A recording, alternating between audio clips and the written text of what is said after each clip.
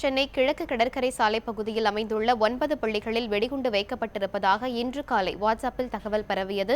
இதையடுத்து இந்த பள்ளிகளுக்கு விடுமுறை அளிக்கப்பட்டது. இந்நிலையில் வாட்ஸ்அப்பில் வெளியான தகவலில் உண்மை இல்லை என்று சென்னை மாநகர காவல்துறை விளக்கம் அளித்துள்ளது. இதுகுறித்து நமது செய்தியாளர் செந்திலிடம் கூடுதல் தகவல்களை கேட்கலாம். செந்தில், வெடிகுண்டு புரளி தொடர்பாக சென்னை மாநகர காவல்துறை அளித்துள்ள விளக்கம் என்ன? சென்னை கிழக்கு கடற்கரை சாலையில் உள்ள ஒரு தனியார் பள்ளிக்கு காலை வெடிகுண்டு மிரட்டல் வந்ததாக புரளி கிளம்பியது. இந்த புரளி காட்டு தீ போல் பரவி சென்னையில் உள்ள 11 பள்ளிகளில் வெடிகுண்டு வைத்திருப்பதாக புரளி கிளம்பியது. இதை மாநகர காவல்துறை ஆணையர் கே ராஜேந்திரன் மறுத்துள்ளார்.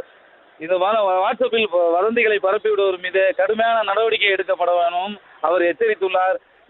இந்த வெடிகுண்டு மிரட்டல் கிளம்பியதாக வந்த பள்ளிகளில் மாநகர காவல்துறையினர் ஆய்வு நடத்துறாங்க.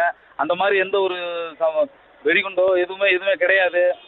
எனவே இந்த புரளியை கிளப்பினர்கள் மீது கடுமையான நடவடிக்கை எடுக்கப்படும் எனவும் மாநகர காவல்துறை ஆணையர் கே ராஜேந்திரன் எச்சரித்துள்ளார். செந்தில், வாட்ஸ்அப்பில் தவறான தகவல்களை பரப்பியது யார் என்பது பற்றிய தகவல் வந்திருக்குதா?